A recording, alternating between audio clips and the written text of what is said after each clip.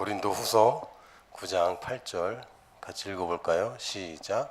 하나님이 능히 모든 은혜를 너희에게 넘치게 하시나니 이는 너희로 모든 일에 항상 모든 것이 넉넉하여 모든 착한 일을 넘치게 하게 하려 하심이라. 아멘. 제가 제일 좋아하는 구절 중에 하나입니다. 하나님의 풍성하심이 잘 나타나 있고 하나님이 능히, 하나님 능력이 있으시니까 이거는 그냥 넉넉히 또 쉽게 당연하게 너끈히 모든 은혜를, 그냥 일부가 아니라 부분적인 게 아니라 모든 은혜를 너희에게 조금 주는 게 아니라 넘치게 하시나니 이는 너희로 모든 일에 항상 모든 것이 넉넉하여 모든 착한 일을 넘치게 하게 하렵니다. 너무 좋아요. 모든 게 다 있어. 이게 우리가 가진 복음입니다. 되다가 안 되다가 되는 거 있고 안 되는 거 따로 있고 그런 복음이 아니라 모든 일을 하는 데 있어서 충분한 은혜를 우리가 넘치게 가졌습니다. 오늘 지난 시간에 이어서 그리스도인은 누구인가에 관한 두 번째 시간입니다. 지난 시간에 얘기했던 것은 영생을 가졌다. 영생은 영원한 생명이, 당연히 영원한 생명이죠. 그러나 더 중요한 것은 조의 생명, 하나님이 하나님 되는 바로 그 생명을 우리가 가졌다. 두 번째, 사탄을 이겼다. 지금도 사탄이 활동하고 있어요. 그러나 우리가 이겼다는 거. 이겼기 때문에 더 이상 우리가 괴로워하거나 무서워하거나 두려워할 필요가 없습니다. 이미 끝난 전쟁인데 반항하는 걔네들을 저희가 말씀으로, 진리의 말씀으로 다뤄주는 거죠. 다루는 것은 해야 됩니다. 바퀴벌레를 발견하면 잡아야죠. 숨으면 어떻게 하죠? 잡아야죠. 그래서 잡아야죠. 같이 살 수는 없잖아요. 여러분 영역에서 여전히 사탄에게 내어주고 있는 것들이 있습니다. 그걸 우리는 죄라고 부릅니다. 이거는 우리가 하고 싶어서 하는 게 아니라 우리가 속고 있는 것이고 거짓말에 노란하고 있는데 이제 그것을 그만두는 것은 그것을 계속하면 하나님이 벌 주기 때문이 아니라 그만큼 우리가 손해기 때문에 바퀴벌레를 많이 키우면 손해죠. 손해 맞죠? 네, 그렇습니다. 세 번째, 믿음을 가지고 있다. 믿음을 이야기할 때 난 믿음이 없어요라고 이야기하기가 쉽습니다. 그러나 여러분은 믿음의 분량을 이미 가졌고 나는 믿음으로 살아간다라고 이야기하는 게 마땅합니다. 왜냐하면 네 번째, 우리가 의로 새롭게 되었는데 의인은 뭘로 살죠? 믿음으로 살죠. 의인은 밥으로 사는 게 아닙니다. 물론 밥심으로 하기도 해요. 그러나 우리가 사는 것은 믿음으로 사는 겁니다. 제가 늘 예를 들지만 중국집에 전화할 때도 우리가 믿음으로 전화를 하죠. 그렇죠? 전화할 때 받을 거라고 믿고 전화하잖아요. 불안해. 받을까? 안 받을까? 전화했는데 이 번호가 맞을까? 그러지 않아요. 왜냐하면 냉장고에 그 번호가 붙어 있어요. 신속 배달 이렇게 써 있는 걸 믿죠. 그리고 이렇게 전화하면 받을 거라고 믿죠. 믿음으로 사는 겁니다. 믿음으로. 우리는 다 믿음으로 살아요. 여러분이 페트병 물 먹을 때 이거 가짜라고 믿어요? 의심합니까? 제가 살던 라오스에서는 가짜 생수가 있어요. 생수가 얼마나 한다고 이걸 가짜로 만드는데 심지어 중국에서는 가짜 쌀, 가짜 계란 있죠. 대단한 기술력입니다. 쌀을 플라스틱으로 만들어. 여러분 그렇게 밥 먹을 때 이거 진짜인가 안 하잖아요. 가짜 계란 봤는데 진짜 같아. 이렇게 껍질을 깨면 계란이 나와. 그리고 이렇게 익은 것처럼 돼요. 대단합니다. 그거 만들 기술이면 닭을 키울 텐데. 어쨌든 믿음으로 사는 거예요. 그리고 여러분이 배신을 크게 당하지 않는 한 계속 믿을 겁니다. 중국집에 전화하면 받을 거라고 믿고 이렇게 배달해달라면 배달을 해올 겁니다. 이 사람도 날 믿는 거죠. 이 사람이 사라져서 음식은 했는데 돈을 못 받을 거라고 생각하는 게 아니라 당연히 음식을 가져오면 돈을 받을 거라고 믿는 거고, 난 내가 주문한 짜장면을 시켰으면 짜장면이 올 거라고 믿는 거 아닙니까? 일상생활에 믿음이 없으면 살 수가 없어요. 우리 다 믿음으로 살고 있습니다. 단지 내가 믿는 것이 세상의 경험과 지식과 다른 사람들의 말이냐 아니면 하나님의 말씀이냐, 이것만 선택하면 돼요. 그러니까 믿음이 없다고 얘기하는 것은 거짓말입니다. 여러분 믿음으로 충만해요. 단지 하나님 말씀이 틀릴 수도 있다고 믿고 살든지 이건 틀릴 수가 없다고 믿고 살든지 우리는 믿음을 가지고 삽니다. 믿음이 없었다면 여러분 지금 이 자리에 앉아있지도 않을 거예요. 지금 동영상을 보시는 분들도 이걸 보고 있지 않을 겁니다. 믿음이 있으니까 했죠. 자, 오늘은 그 밖에 세 가지를 더 얘기를 할 텐데 5번 따라해 볼까요? 나는 모든 것을 탁월하게 할 수 있는 은혜가 있다. 이 말을 좀 줄이고 싶었는데 줄일 수가 없겠더라고요. 모든 것을 들어가게 돼야 되고 그냥 대충 하면 안 되고 탁월하게 해야 되겠고 내가 하는 게 아니라 은혜가 있어야 되겠죠. 모든 것을 탁월하게 하는 은혜를 가졌습니다. 그렇게 얘기해야 돼요. 저는 못해요. 저는 자신이 없어요. 저는 능력이 없어요. 저는 잘 못해요. 맨날 실수투성이에요. 아니, 그렇게 얘기하지 마세요. 실제 그렇더라도 여러분은 지금 있는 것을 얘기하라고 입을 주신 것이 아니라 그건 여러분 얘기 안 해도 다 알 수 있는 거예요. 또 얘기할 필요 없어요. 나는 까만 옷을 입었어요. 그걸 왜 뭐하러 얘기를 해? 다 보면 아는 건데. 지금 여러분 상황 정리하라고 여러분 뇌를 갖고 다니는 게 아닙니다. 여러분 입을 벌려서 지금 상황 얘기하라고 있는 게 아니에요. 여러분의 입은 여러분이 원하는 것을 갖게 해주는 겁니다. 내가 정말 원하는 것이 뭡니까? 하는 일마다 잘 안 되는 겁니까? 그럼 100점 맞아야 되는데 80점, 70점 맞는 게 여러분 인생입니까? 여러분 그런 경험했을지 몰라요. 그러나 여러분 이렇게 얘기해야 됩니다. 나는 모든 것을 탁월하게 할 수 있는 은혜를 가지고 있습니다. 라고 얘기해야 된다고. 따라해도 돼요. 자, 그럼 은혜가 뭡니까? 은혜란 말은 굉장히 추상적이면서 굉장히 구체적인 이야기인데 이 기독교 안에서 은혜에 대한 굉장한 오해가 많이 있습니다. 예를 들면 설교 듣고 나서 예배 드리고 나서 혹은 찬양 집회 참석해서 은혜 받았다고 이렇게 얘기를 합니다. 은혜는 이미 받아놨는데 또 은혜를 받았대요. 또는 은혜로웠다고 이렇게 얘기를 합니다. 근데 사실은 그거 잘못된 표현입니다. 은혜스럽다 그렇게 표현 안 되고 내가 감동을 많이 받았습니다. 혹은 이번에 완전 새롭게 알았습니다. 감동을 받았다, 새롭게 알았다, 또는 목사님 설교 너무 좋았다. 뭐 이렇게 이야기하는 게 맞죠. 은혜 받았다라는 말이 굉장히 모호해요. 만약에 여러분이 정말 은혜를 받았다면 삶이 변합니다. 왜? 이 은혜는 그냥 추상적인 개념이 아니라 실제적인 것이기 때문에. 첫 번째, 은혜는 공짜입니다. 그래서 은혜예요. 저는 공짜를 좋아해요. 그래서 저희 집 애들 이름에 다 은자를 넣었습니다.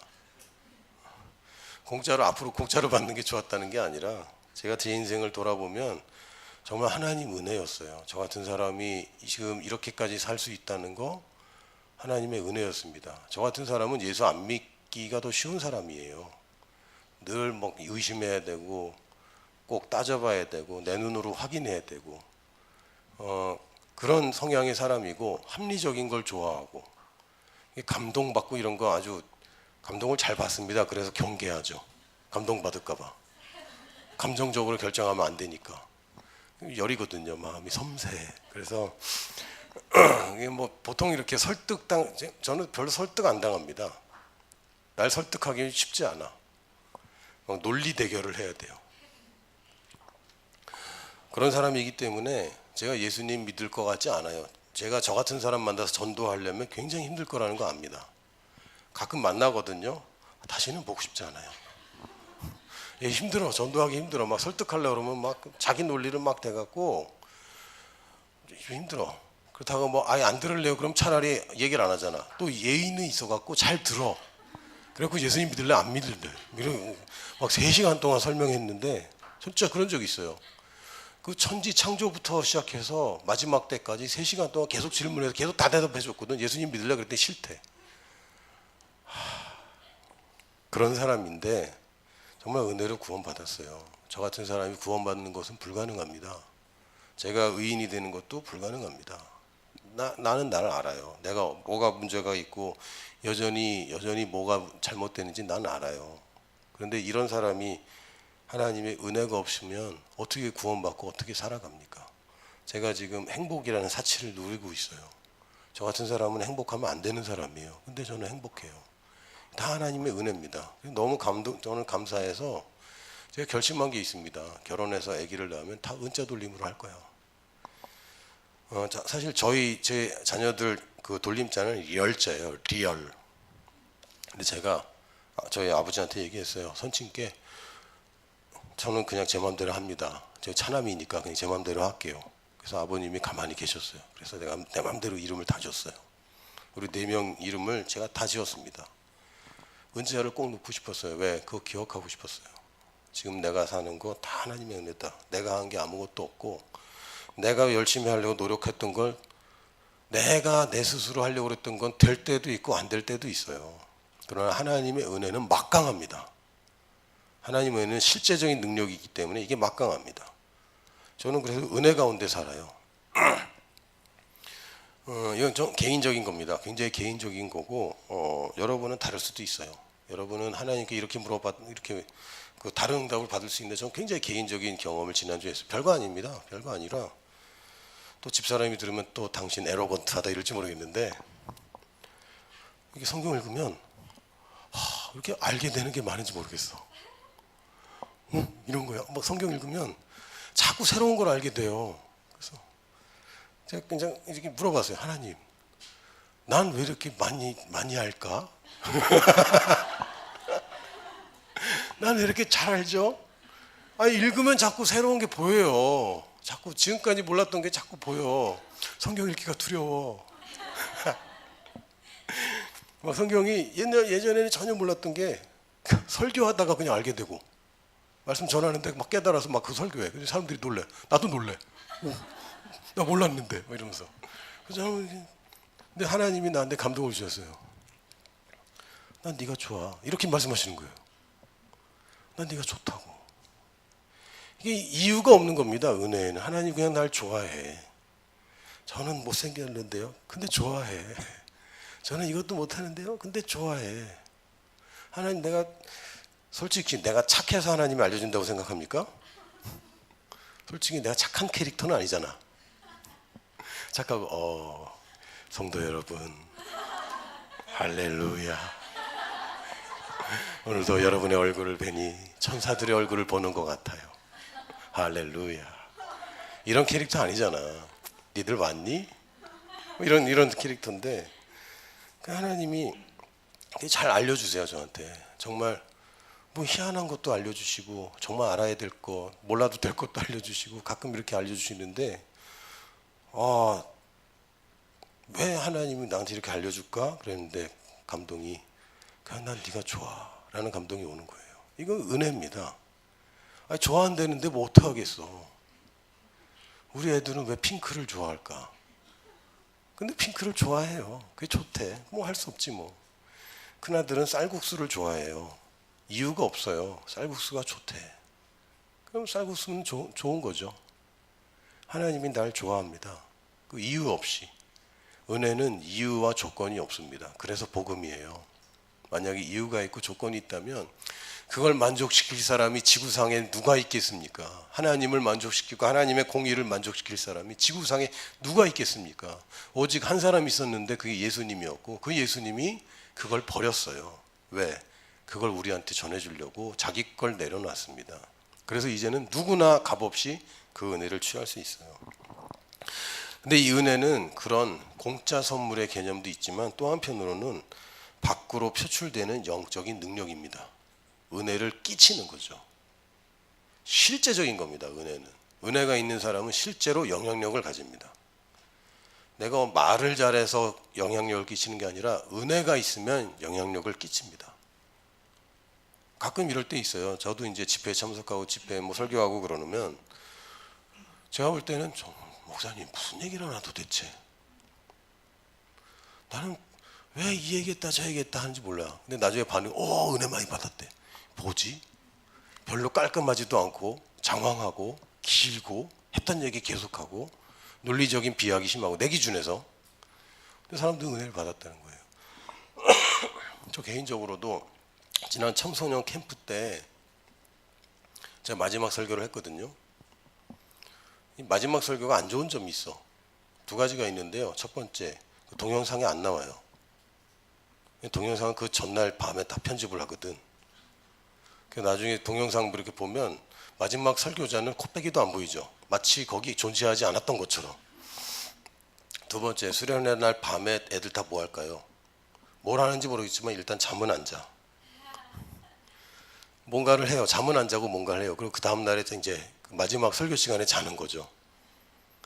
설교를 제가 맡아서 했는데 내가 너무 세게 얘기했나 싶기도 하고, 애들한테 이런 얘기를 하지 말았어야 되나 하고 막 자고 있는 게 보이잖아 막. 그리고 막 너무 세게 얘기했나, 좀 살살 할 걸, 너무 수준 높은 얘기를 했나, 좀 자괴감이 좀 들었어요.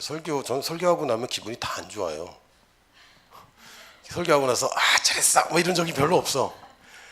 이 말 하지 말았어야 되는데, 이 말 했어야 되는데 막 이런 막 괴롭단 말이에요. 그날 굉장히 괴로웠어요. 그래서 에이 어떡하지, 큰일 났다, 다음에는 선택 강의나 해야 되겠다 뭐 이러고 있었단 말이지.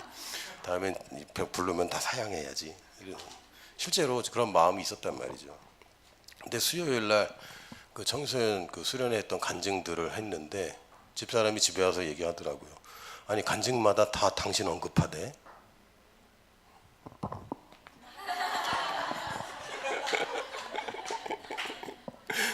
그래서 기분이 좋아졌어요. 뭐 제 자랑하는 게 아니라 제가 설교 준비하는 거는 그 한계가 있습니다. 한계가 있고, 아무리 잘 전달하려고 애쓰지 애 안 쓰고 대충 하려고 하는 게 아니에요. 근데 잘 안 될 때도 있어요. 그런데 이 은혜가 있는 사람은요, 영향력이 생깁니다. 내가 내 스스로를 판단할 때 내 착각한 거죠. 내가 내 논리를 전달하려고 내가 가르치려고 했구나. 제가 또다시 깨닫습니다. 하나님의 은혜 가운데 벌어지는 일들이고, 때로는요 나랑 전혀 상관없을 때가 많아요. 정말 나랑 전혀 상관없이 은혜를 끼치는 경우가 많습니다. 여러분 인생도 마찬가지예요. 저는 너무 많이 경험해서 이게 일상이라, 난 아무 생각 없이 했는데 이거 굉장히 좋은 결정이었던 거죠. 이걸 지혜라고 불러요. 근데 이 지혜가 나로부터 비롯된 게 아니라 하나님이 선물로 주신 거고, 그것은 실제로 작동하는 능력이기 때문에 이것을 우리가 은혜라고 부릅니다. 자, 은혜의 특징을 보겠습니다. 빌립보서 4장 13절 보니까 내게 능력 주시는 자 안에서 내가 모든 것을 할 수 있느니라. 이거 여러분이 인용할 때 그 문맥을 꼭 살펴보셔야 됩니다. 내가 할 수 있는 거, 내가 하고 싶은 거 다 해도 돼. 우리 누구 하고 싶은 대로 다 해. 꽃길만 걸어. 이런 얘기 아닙니다. 여러분 하고 싶은 대로 다 해. 뭐든지 다 할 수 있어. 아니요, 그 얘기 아니에요. 이 앞부분 보면 다 핍박받는 얘기라. 이것도 안 되고 저것도 안 되고, 이것도 힘들고 저것도 힘들고, 이것도 반대하고 저것도 반대하고, 사람들이 계속 힘들게 하고 문제는 생기고 장애물이 계속되고, 그러나 능력 주시는 자 안에서 내가 모든 것을 할 수 있다라고 얘기하는 겁니다. 실제적인 능력을 얘기해요. 모든 상황을 이기는 능력입니다. 어떤 건 되고 어떤 건 안 되고, 아니 모든 상황을 이기는 능력입니다. 특히 여러분이 권위와 권세, 권리, 이걸 이해한다면 여러분 인생이 편해집니다. 여러분에게 가지고 있는 권세가 무엇인가, 그걸 제대로 알고 믿기 시작하면 여러분 인생이 많은 부분이 세이브가 돼요. 사람을 설득하는 것을 그렇게 노력하지 않아도 되게 됩니다. 여러분의 권위를 사용하게 되면. 특히 여러분 권위 밑에 있는 직장에서든 가정에서든 어디서든 여러분이 속해 있는 조직 가운데 권위라는 게 있어요. 강한 권위가 있고 약한 권위도 있습니다. 예를 들면 아버지와 자녀 관계에서는 굉장히 강한 권위죠. 굉장히 강한 권위입니다. 강한 결속 관계가 있어요. 회사에서의 그 직급 관계도 굉장히 어느 정도 강한 권위 체계입니다. 학교의 선후배 관계, 이거는 사실 약한 권위의 차이죠. 권위의 이 강하고 약하고는 지는 책임에 따라서 정해져요. 내가 책임이 많으면 그만큼 많은 권위를 갖게 되는 겁니다. 여러분이 타이틀은 높아졌지만 책임을 지지 않으면 그거는 권위가 없는 겁니다. 그러면 내가 만약에 권위가 있는 사람이라면 내가 아들에게 하는 말들, 아들에게 계속 가르치고 이거 해, 하지 마, 해, 하지 마 하는 차원이 분명히 있습니다. 왜? 다스려야 되니까요. 그러나 아들에게 하는 말이 아니라 아들에 관해서 하는 말을 하면 훨씬 수월해집니다. 그러니까 우리 아들이 만약에 청소를 잘 안다. 청소해라. 했냐? 해라. 또 했냐? 안 했냐? 혼날래? 해라. 해서 이렇게 하는 거랑 내가 얘한테 얘기하지 말고 우리 아들은 청소 잘하는 애들이야 라고 말하면 훨씬 수월해집니다. 한번 해보세요. 특히 여러분 조직 가운데 문제가 생기면 그 사람한테 그렇게 잔소리하고 설득하고 한계가 있잖아요. 한계가 있을 수 있거든요. 그러나 권위를 사용하면 이게 해보면 이게 의외로 굉장히 쉽네라는 걸 알게 돼요. 지난번에 런투기브에서 그런 일이 있었어요. 제가 그 평택교회에 한 형제를 제가 조장으로 삼았습니다. 이유는 하나예요. 나이가 제일 많아요. 군대 갔다 와서. 그 친구를 이제 조장으로 삼았고 팀 내 갈등이 좀 있었어요. 특히 한 여자하고 남자하고 티격태격하고 막 이런 관계가 좀 있었어.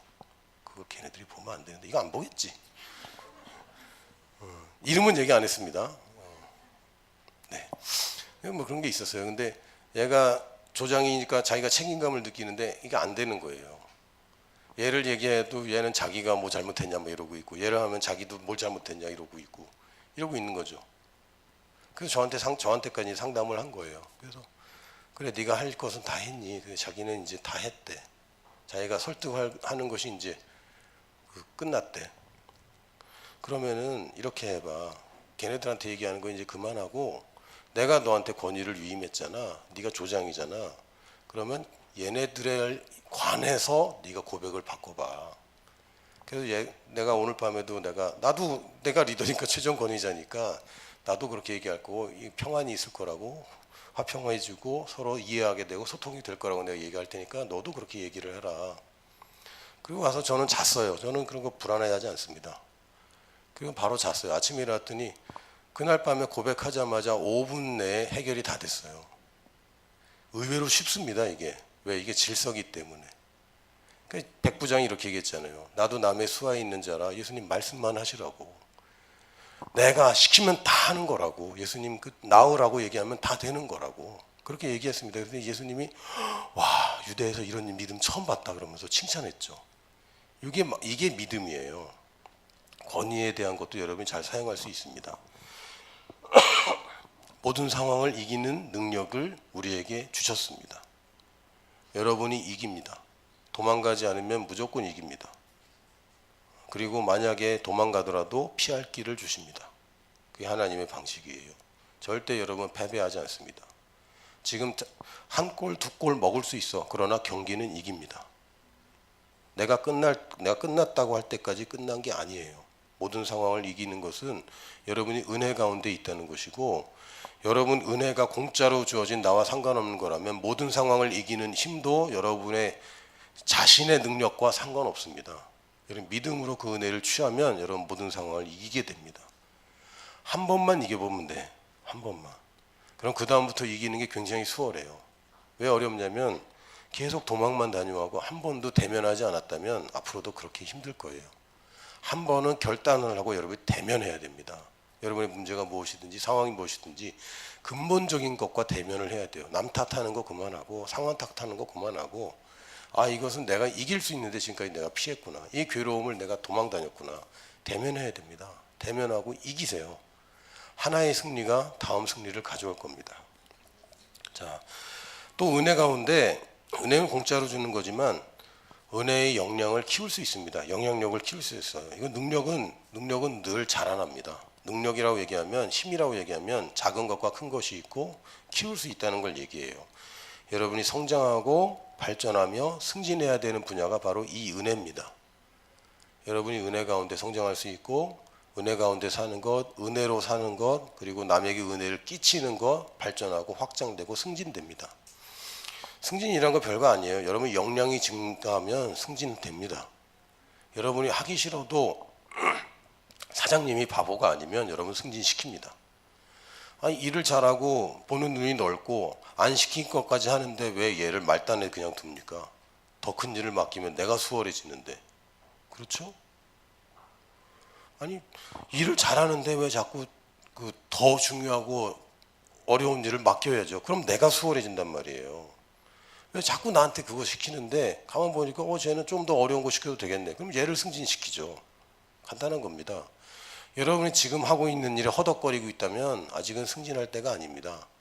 그러나 여러분이 그 일을 수월하게 이겨낼 뿐만 아니라 여러분에게 맡겨지지 않은 일까지 찾아서 잘하고 있다면 여러분은 승진하게 돼 있습니다. 적어도 그런 상관 밑에서 고생하고 있을 수 있어요. 알아주지 않는. 얼마 가지 않아서 다른 사람이 여러분 스카우트 할 겁니다. 세상이 바보가 아니에요. 세상은 어떻게든 더 많이 벌고 어떻게든 자기가 편해질까 굉장히 골몰하고 있거든요. 여러분이 정말 승리하고 있다면 세상은 여러분을 가만두지 않습니다. 단지 시간이 좀 필요할 수도 있어요. 나는 승진한다 라고 얘기하셔야 돼요. 나는 지금 이 상황에서 이 정도 문제 가지고 허덕거리지 않는다. 나는 역량이 증가해서 이 문제를 해결하고 이런 상황, 반복되는 상황에서 나는 더 이상 괴로워하지 않는다. 그리고 나는 승진하고 승진해서 더 많은 영향력을 끼친다 라고 말해야 됩니다. 내 안에 있지만 자라나게 하는 것은 내 책임입니다. 하나님이 은혜를 주시는 건 다 하신 거예요. 우리는 이미 은혜의 자리에 있습니다. 하나님이 은혜로 값없이 모든 나에게 특권을 주셨습니다. 의로움을 주셨어요. 나는 이미 그 자리에 가 있습니다. 그러나 그것을 자라나게 하는 것은 내 책임입니다. 믿음도 마찬가지예요. 하나님이 일정한 분량의 믿음은 다 주셨어요. 그러나 그것을 먹이고 잘 키워서 확장시키고 성장시키는 것은 우리 책임입니다. 종교인들은 이걸 거꾸로 생각합니다. 의의를 내가 도달해야 된다고 생각해요. 그리고 그게 자라나는 것은 또 하나님께 기도해요. 거꾸로죠. 내게 믿음을 더 자라게 해 주시옵소서. 하나님, 내가 성경을 읽을 수 있게 해주세요. 네가 읽어. 하나님, 내가 기도할 수 있게 해주세요. 예전에 저희 교회도 그랬고 어디 가서 다른 교회 친구들하고 뭐 수련회 때, 특히 수련회 때 기도 제목 나누면 제가 기도 시간이 부족한데 기도 제목을 내더니 기도하는 게 기도 제목이래. 그냥 하면 되는 거죠. 내가 시간과 장소를 정해서 내가 결단하고 하면 되는 거예요. 그건 내게 맡겨준 겁니다. 하나님이 나에게 은혜의 말씀을 주는 것은 하나님 책임입니다. 그러나 그것을 오늘 내가 다시 되새김하고 고백해내는 것은 내 책임입니다. 그런 과정은 없이 그냥 하나님이 잘 풀어주겠지. 나는 우리 엄마가 기도 많이 하니까 잘 되겠지. 언제까지요? 아닙니다. 이제 여러분이 고백할 시간이에요. 말씀을 붙잡고 상황과 상관없이 상황과 정반대의 말씀이라도 그거를 말하는 것이 우리의 책임입니다. 다시 한번 얘기하자면 상황을 있는 그대로 말하는 건 기자들이 하는 거고 여러분이 하는 일이 아닙니다. 여러분은 하나님의 말씀을 상황에 들려주는 거지 상황을 하나님께 말씀드리는 건 여러분이 안 해도 되는 일입니다. 왜? 여러분보다 하나님이 더 잘 알기 때문에. 여러분 기도할 때 문제점 계속 얘기하고 하나님께 알려드리는 기도 많이 하죠. 하나님 이것도 문제고 저것도 문제고. 그럼 하나님 뭐라 그러겠어요? 그럼 내가 알고 있지. 내가 원하는 건 네가 내 말을 상황하게 하는 거지. 너희 타임이야. 너희 시간이고 너희 세대고 너희 인생일 때 하나님의 말씀을 내 입으로 말해내야 됩니다. 알아. 또 들은 얘기야. 그래 알아. 아니 아는 게 아니라 말해야 돼요. 내 생각 가지고는 사람들이 움직이지 않아요. 내가 말해야 사람들이 움직이죠. 상황은 여러분들의 생각을 읽지 못합니다. 심지어 사탄도 여러분 머릿속에 무슨 생각을 하고 있는지 알지 못합니다. 여러분이 말해줘야 알아요. 꺼져라고 그래야지 꺼집니다. 머릿속으로 꺼졌으면 좋겠다. 그런다고 꺼지지 않아요. 저리 가라고 얘기해야 가는 거죠. 말하기 전까지는 있어도 되는 줄 알아요. 그리고 그렇게 슬쩍 거짓말합니다. 여러분은 말해내야 돼요. 하나님 말씀을 사탄과 상황이 몰라서 지금 이게 문제입니까? 마귀들이 하나님 말씀을 모릅니까? 하나님이 누군지 모릅니까? 제 생각엔 저보다는 잘할 것 같은데? 말해줘야죠. 말하기 전까지는 그 문제는 그냥 있어도 되는 줄 알 겁니다. 여러분 말하기 시작해야 돼요. 하나님이 된다 그랬으면 되는 겁니다. 그러나 자라나게 하는 것은 내가 해야 돼요. 로마서 5장 17절 한 사람의 범죄로 말미암아 사망이 그 한 사람을 통하여 왕노릇하였은즉 더욱 은혜와 의의 선물을 넘치게 받는 자들은 한 분 예수 그리스도를 통하여 생명 안에서 왕노릇하리로다. 은혜와 의의 선물을 넘치게 받은 자들이 뭐 한다고요? 왕노릇하는 겁니다. 다스리는 일을 우리가 하게 돼요. 여러분 은혜를 생각하면 이 감정이라고 생각하면 안 돼요. 은혜는 감정이 아닙니다. 은혜로웠다. 감정이 아닙니다. 값없이 주신 선물인데 실제적인 능력입니다. 은혜는 실제로 변화를 일으켜요. 여러분 진짜 하나님이 주신 은혜를 받았다면 실제 능력을 받은 겁니다. 그리고 그대로 되는 것을 경험하게 돼요. 은혜는 굉장히 실제적입니다. 매우 실제적이고 전혀 추상적인 개념이 아닙니다. 그래서 은혜와 의의 선물을 받으면 다스리게 됩니다. 여러분 그 넘치게 받을 자입니까? 받은 자입니까? 받은 자예요. 다 과거형입니다. 한국 번역은 한국말이 그 서구의 언어들보다 약한 게 두 가지가 있어요. 첫 번째는 시제가 약합니다. 그냥 두리뭉실해요. 두 번째는 단수 복수가 좀 약하죠. 뭐 우리 부인이 어떻게 우리 부인이야? 네 부인이지. 그걸 공유하면 안 돼요. 근데 막 우리 아들이 우리는 뭐 집 사는 건 나니까 우리 집 막 헷갈리는 거죠. 단수 복수는 정확하고 시제도 정확합니다. 이 번역상의 문제가 좀 있어요, 성경에. 왜냐하면 현재 완료 우리나라 말이 없어요. 과거 완료 했었었었어 없어요. 근데 또 헬라어에는 하나의 시제가 또 있는데 아오리스트 시제라는 게 있어요. 이건 영어에도 없는 시제입니다. 그래서 대부분 영어도 현재 완료나 과거 완료 정도로 번역을 해요. 정확하게 얘기하면 현재 완료 진행형 정도? 그러니까 과거의 어떤 일 때문에 현재도 그렇고 앞으로도 그럴 거. 이게 아오리스트 시제입니다. 근데 우리 본질에 관한 거, 영에 관한 거, 우리 신분에 관한 거는 다 아오리스트 시제예요. 근데 이거를 번역을 하려니까 어려운 거죠. 넘치게 받는 자들은 라고 했는데 왕노릇 하리로다. 과거형, 아니, 미래형 같잖아요. 왜? 이 시점에서는 미래지, 우리 얘기니까. 그러나 우리 시점에서는 과거란 말이에요. 우리는 받은 자고 왕노릇 하는 겁니다. 여러분이 왕노릇을 지금 하고 있습니다. 착각하면 안 돼요. 나는 왕노릇 해야 돼. 아니요, 왕노릇 하고 있어. 왕노릇을 제대로 하고 있냐, 어설프게 하고 있냐의 차이죠. 여러분이 왕노릇 제대로 못하면 여러분이 영향력을 끼치는 여러분의 세계가 신음합니다. 여러분이 그 인생 가운데, 여러분 인생은 여러분 것만이 아니에요. 여러분에게 영향력을 받는 그 사람들에게 영향을 끼칩니다. 여러분이 잘 다스려야 돼요. 왕노릇 잘해서 더 많은 사람들 행복하게 해야지 왕노릇 잘못하면 더 많은 피해자들이 생깁니다. 제 인생의 가장 심각한 피해자는 저희 자녀들이죠. 왜? 성숙하지 않은 아빠기 때문에 너무 미안해요. 지금도 미안합니다. 좀 더 성숙했더라면, 내가 좀 더 잘 다스렸더라면. 제일 미안한 건 우리 큰아들. 미숙했거든요. 그렇게 해야 되는 줄 알았어. 근데 그렇게 하면 안 되는 거였어. 지금도 많이 후회가 돼요. 여러분 저처럼 인생 뒤돌아보면 후회하면 안 되잖아요. 물론 어떻게 후회를 하나도 안 하고 살 수 있겠냐. 그러나 우리는 최고의 것을 바라보고 달리는 것이지 최고 것은 어차피 안 되니까 두 번째나 세 번째나 네 번째 정도 보고 달려야지 이러면 안 됩니다. 알겠죠? 아니 달리기를 할 때 1등을 목표로 달리다가 안 되면 2등 3등 하는 거지. 근데 나는 4등 해야지. 그러면 안 돼요. 자, 에베소서 2장 7절. 요거 중요합니다. 요게 오늘 핵심일 수도 있어요. 이는 그리스도 예수 안에서 우리에게 자비하심으로써 그 은혜의 지극히 풍성함을 오는 여러 세대에 나타내려 하심이라 그랬어요.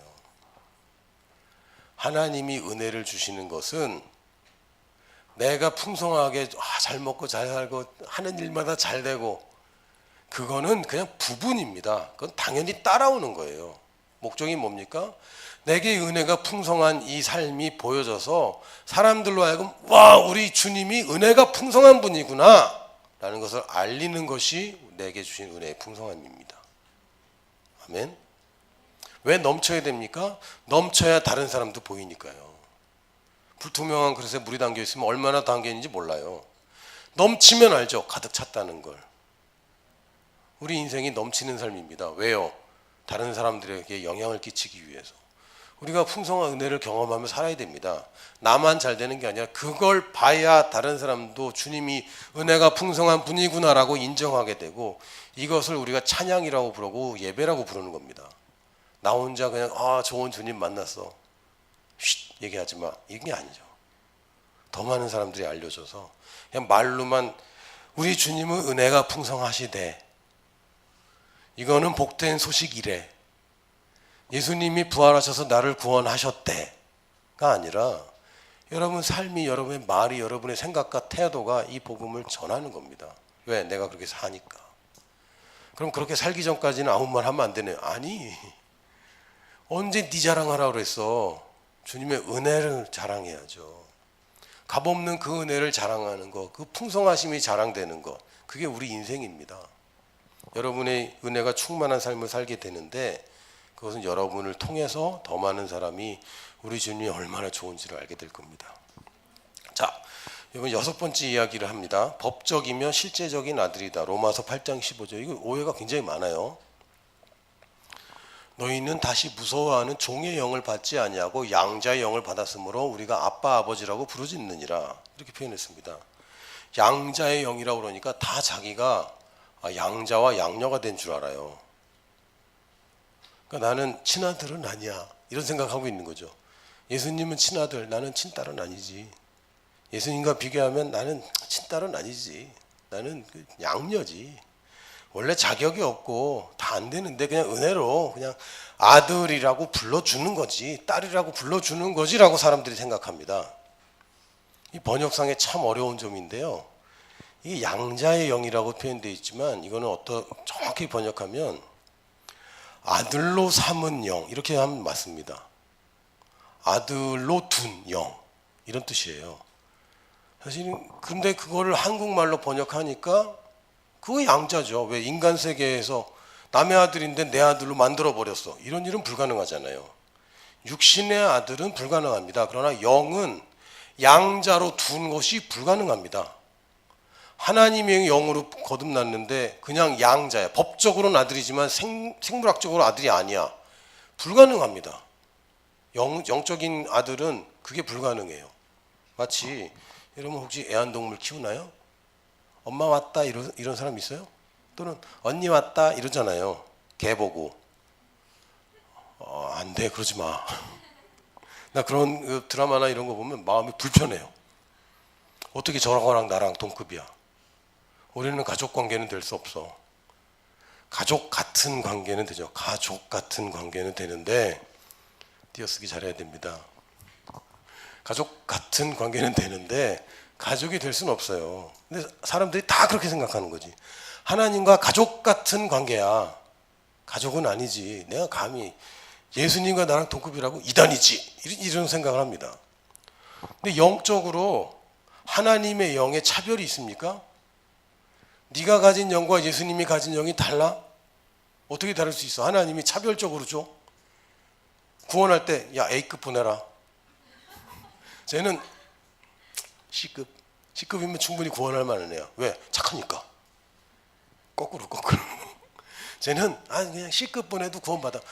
저렇게 저희 죄인, 죄수 중에 죄인은 A급 보내야 돼. 막 그래서 사도 바울 태어나고 이런 거 아니잖아요. 하나님 주시는 영은 다 똑같습니다. 예수님을 탄생시킨 그 영을 우리가 가지고 있는 거기 때문에 이것은 친아들 양자의 구별이 불가능합니다. 영적인 세계에서는. 육적인 세계에서는 다시 나올 수가 없잖아.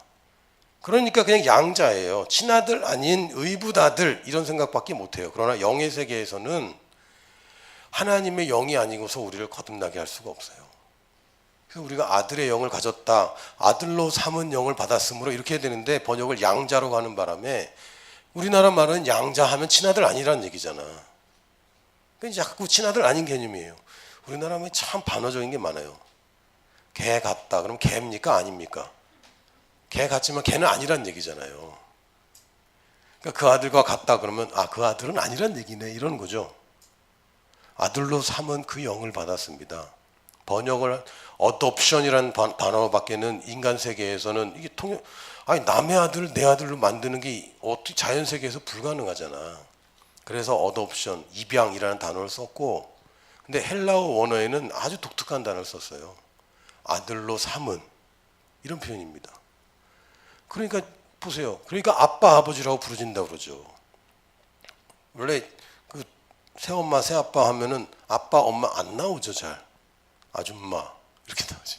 아저씨 이렇게 또는 아버님 어머니 뭐 이렇게 하죠. 근데 되자마자 뭐라고? 아빠. 왜? 아빠야. 왜? 친아빠니까. 참 저는 우리 친아버지한테 아빠라는 말을 거의 못 써본 것 같아요. 어렸을 때 좀 써봤는지 모르겠는데 해도 되는데 지금 생각하면 좀 후회가 돼요. 나이 먹어서 하면 또 어때? 근데 그렇게 아버지한테는 아버지라고 그랬어요. 엄마는 엄마인데 아버지는 아버지야. 저희 애들은 아빠라고 부릅니다. 어느 누구도 저한테 아빠라고 부르지 않아요. 영적인 아버지란 말 들었어요. 제가 라오스에 있는 제 제자가 저한테 이렇게 카톡을 보냈어요. You are my father. 너무 기뻤어요. 스타워즈에서는 다스베이더 I'm your father 이러는데 얘는 나한테 You are my father 이렇게 보냈어요. 당신이 내 아버지라고. 너무 기뻤어요. 근데 당신이 내 아빠예요. 이런 사람 난 한 번도 만나본 적이 없어요. 왜? 좀 불편해. 아빠라고 하기엔. 왜? 친아버지는 아니잖아. 친근함이, 그 생물학적인 동질감이 없어요. 근데 우리는 아들로 삼은 그 영을 가졌으므로 아버지를 아빠라고 부릅니다. 할렐루야. 요한복음 20장 17절에 보면 예수님이 부활하기 전에는 제자들을 형제라고 부른 적이 한 번도 없어요. 근데 예수님을 살리신 그 영이 이제 제자들을 거듭나게 했고, 예수님이 부활하게 하자마자 그게 이제 완성이 됐고, 그러자마자 예수님이 내 형제들에게 가서 이르되 내가 내 아버지 곧 너희 아버지 내 하나님 곧 너희 하나님께로 올라간다 하라. 완전히 갑자기 바뀌었습니다. 부활하자마자. 왜? 복음이 완성됐어요. 이제는 우리가 예수님이 형제가 됐습니다. 그러니까 예수님이 우리 큰형이 됐어요. 예수님이 부를 때 주님 맞아요. 그러나 형 이렇게 부르면 돼 안 돼? 오빠 좀 이상한데? 오빠이야. 재밌는 노래가 있더라고요. 오빠이야 하고 시작하는. 예수님 보고 오빠야 이러면 어때? 기분이? 신성모독 약간 그런 느낌 안 들어? 예수님한테 형님 그러면 그건 좀 아닌 것 같은데. 이게 종교적인 생각이에요. 우리가 예수님은 야 동생들 내 형제들 그랬는데 그건 좀 아닌데 이러고 있는 거지. 하나님이 너 진짜 내 친아들이야 그런데 아빠는 좀 거룩하신 성부 아버지 이거 아버지까지는 되는데 아빠라고 하면 아직도 불편한 거예요. 여러분 아빠라고 부르는 사람 있습니까? 기도할 때 아빠 그러고 기도하는 사람 있어요? 집에서는 아빠라고 부르는데 하나님은 아빠라고 안 부르죠. 이게 웬 차별? 집에서 형 있는 사람 형한테 뭐라 불러요? 주님 이럽니까?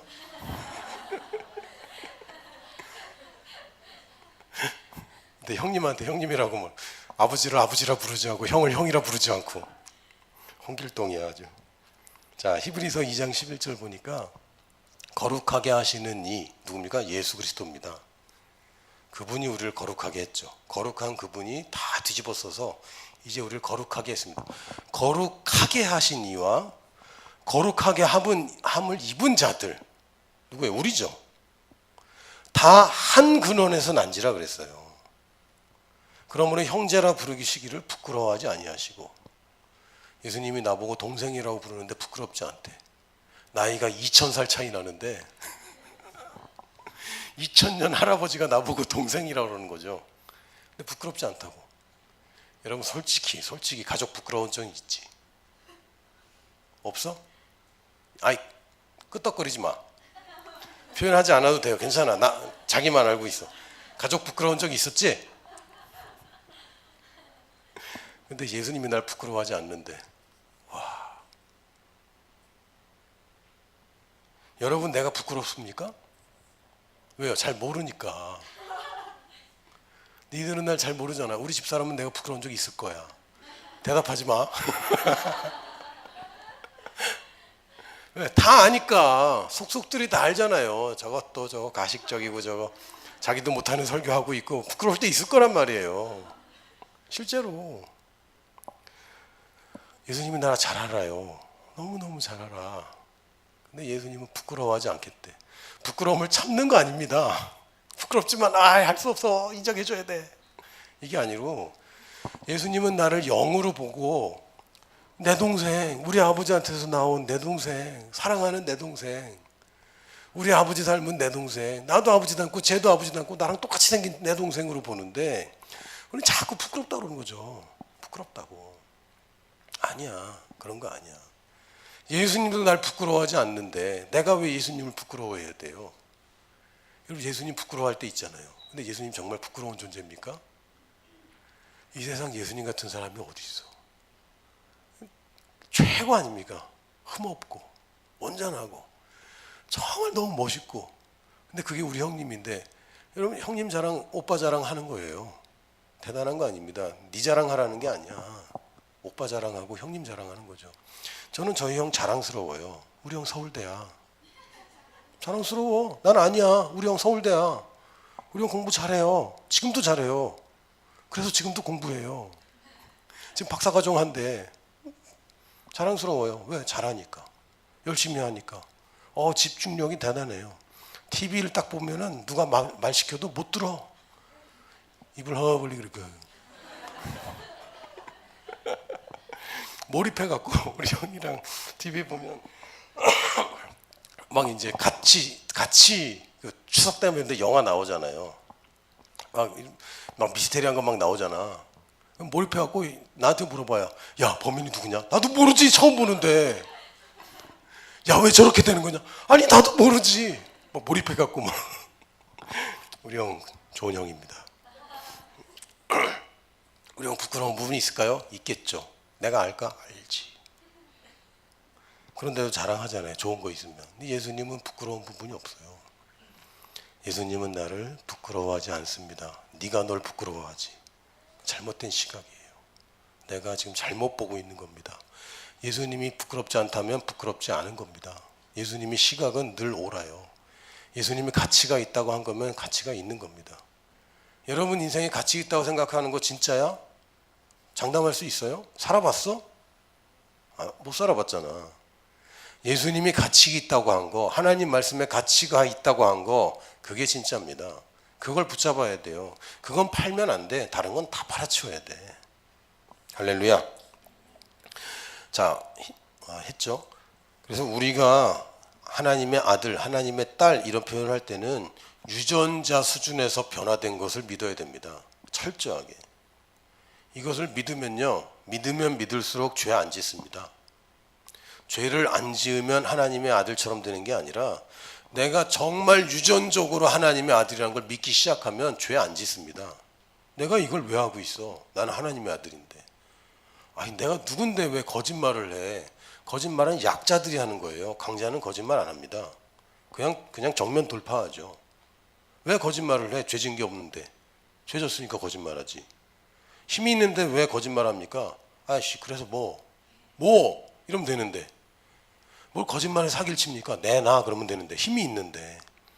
여러분 하나님의 아들이라고 정확하게 알게 되면요, 더 이상 죄 안 짓습니다. 몰라서 짓는 거예요. 내가 누군지 모르니까 자꾸 이상한 짓 하는 거고, 하나님이 제시하신 그 가치에 동의를 못하기 때문에 자꾸 불안하고 두렵고 떨리는 겁니다.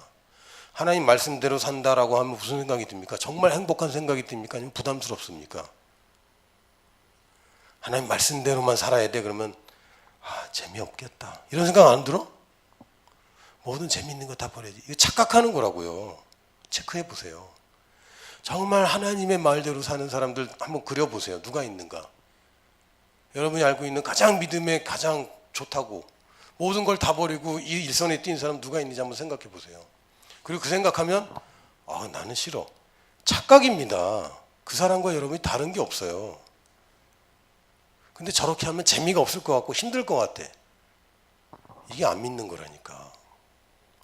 여러분의 믿음 체계가 여전히 잘못된 것을 붙잡고 있는 겁니다. 가치 체계가 여전히 제대로 변화되지 않은 거예요. 본성은 변했는데 가치 체계가 안 변했어. 그래서 괴롭죠. 본성은 변했는데 정말 좋은 게 뭔지는 여전히 다른 생각을 하고 있어서 지금 여러분이 갈등을 느끼는 것은 대부분 이 괴리입니다. 진짜 나와 내가 정말 육신적으로 되고 싶은, 갖고 싶은 거, 그래서 가히 괴리가 있다고 믿어요. 아닙니다. 여러분의 가치 있다고 믿는 건, 하나님이 가치 있다고 말하는 것 중에 하나님이 가치 있다는 걸 선택하세요. 그러면 틀리지 않습니다. 자, 7번째, 하나님의 의이다. 내가 하나님의 의래.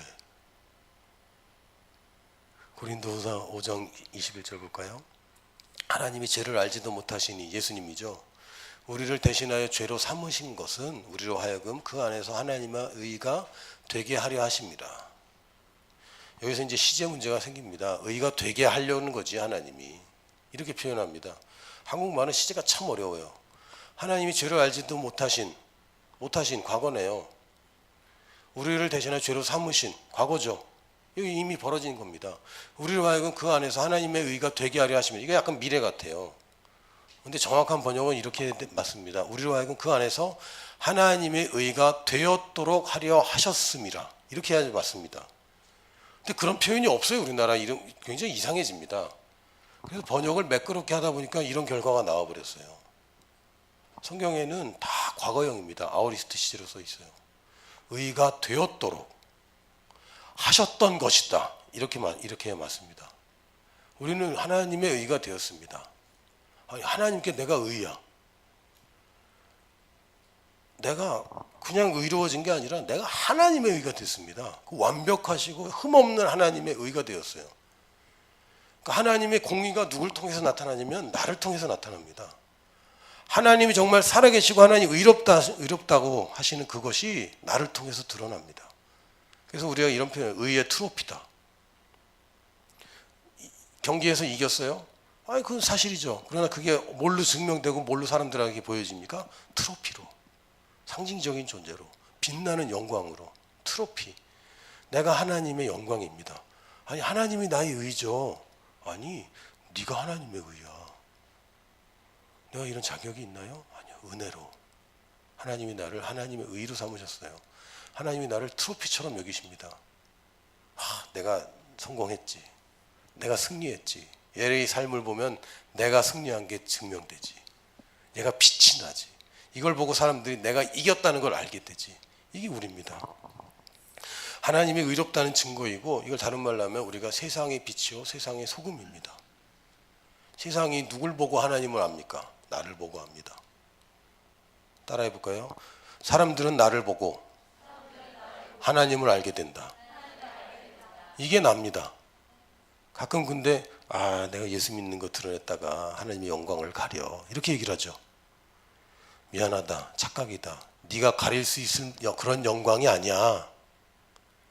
네가 무슨 짓을 해도 그 영광 못 가립니다. 저희가 뭔데 하나님 영광을 가리고 있어. 저희가 뭐 하나님급이 같은 줄 알아. 아닙니다. 네가 뭘 해서 하나님의 영광을 가리니? 네가 얼마나 크다고. 하나님 영광이 그렇게 작아? 훅 불면 꺼져요? 아닙니다. 여러분이 하나님 영광 가릴 수 있는 그런 게 아니에요. 단지 여러분이 하나님의 영광을 드러낼 수 있습니다. 여러분의 삶이, 여러분의 말이, 여러분의 태도가, 여러분이 믿고 있는 그 열매들이 사람들에게 영광으로 보여집니다. 그래서 우리는 교회의 빛이 아닙니다. 세상의 빛이지. 여러분 동네의 빛이 아닙니다. 세계의 빛이지. 한국말 또 이제 문제점 중에 하나, 월드를 번역하니까 어떨 때는 세계, 어떨 때는 세상이 돼요. 근데 월드는 세계죠. 세상이기도 하지만 부정적일 때 세상이고 그냥 평범할 때 세계입니다. 그래서 주의해야 돼. 세상이 빛하면 이 나쁜 세상, 어두운 세상 맞아요. 그러나 다른 뜻은 세계의 빛이라고요. 여러분이 한 동네의 빛이 아니고 한국의 빛이 아니라 세계의 빛입니다. 여러분이 세계의 소금입니다. 대단한 거 아니에요. 여러분이 얼마나 밝은 빛인지 모르겠지만 어두운 세계에서는 그냥 조금만 빛 하나가 이 사람들한테는 충격이죠. 장님이 눈을 뜬 거죠. 충격이죠. 꼭 알프스 봐야 충격받고 히말라야 봐야 충격받는 게 아니라 그냥 눈 떴는데 보이는 것이 마룻바닥이라더라도 충격입니다. 아주 작은 빛 하나가 장님 세계, 어둠의 세계에서는 어마어마한 충격이에요. 세상의 소금이란 말, 소금이란 참 여러 가지 의미가 있어요. 그러나 뭐 썩는 것을 보존한다는 등 여러 가지 이제 다양한 해석이 가능한데 성경은 그냥 짜다는 겁니다. 왜냐하면 예수님 그랬어요. 소금이 짠맛 잃어버리면 어떻게 되겠냐고. 이거 짜다는 얘기구나. 근데 세상에 짠돌이는 안 좋은 건데. 세상에 짜다고요? 내가 세상에 짠맛이라고요? 이거는 이제 우리가 짠맛이 통용되는 사회에 살고 있기 때문에 그렇지만 그 당시 소금이 굉장히 귀했습니다. 소금이 없는 세계에 여러분이 소금이에요. 저희 막내가 이유식을 끊는 그 순간을 제가 지켜봤어요. 더 이상 이유식을 먹지 않게 되는 그 순간을 제가 기억합니다. 언제냐면 언니 밥을 먹었어요. 이유식은 간이 안 돼 있잖아. 어느 날 언니가 먹던 걸 먹었어. 짠맛이 돼 있는 걸. 그 다음부터 자기 이유식을 거부하기 시작했어요. 다시는 돌아가지 않습니다. 지금까지 짠맛이 난 걸 한 번도 본 적이 없어. 그러나 어느 날 짠맛을 본 거죠. 다시는 돌아가고 싶어 하지 않아요. 우리가 세계의 짠맛입니다. 세계의 짠맛이 여러분 말고 없다는 얘기고, 이거 한번 맛보면요 중독돼요. 이제는 다른 게 다 심심해. 이거 있어야 돼. 소금 있어야 돼. 소금 없으면 아무 맛이 없어요. 소금 안 주고 여러분 요리하라 그러면 어떻게 하겠어요? 쉽지 않을걸? 정말 쉽지 않을 거예요. 간장 넣으면 되죠. 야, 간장 말려봐. 뭐 나오나? 간장 소금으로 만드는 거야. 자, 좀 이게 주제가 다양하다 보니까 우리 많은 주제를 갖게 되는데, 여러분이 그리스도인인 내가 누구인지는 정확하게 알아야 됩니다. 물론 알아요. 나 영생 가졌지, 사탄 이겼지. 정말 알아야 된다고. 정말 아주 다른 것이랑은 타협이 안 될 정도로, 이거밖에 모를 정도로 알아야 되고, 어느 정도인지는 다 아는 게 다른데 더 알아야 됩니다. 어떻게 더 아느냐? 더 알면 무슨 일이 벌어지냐? 여러분 인생이 바뀝니다. 여러분의 삶의 선택의 가치가 바뀌어요. 내가 누구냐에 따라서 바뀝니다. 남자로 아는 사람은 여자 옷 절대 안 사죠. 여자로 아는 사람은 남자 옷 안 삽니다. 왜? 내가 누구인지가 달라요. 여러분이 누구입니까?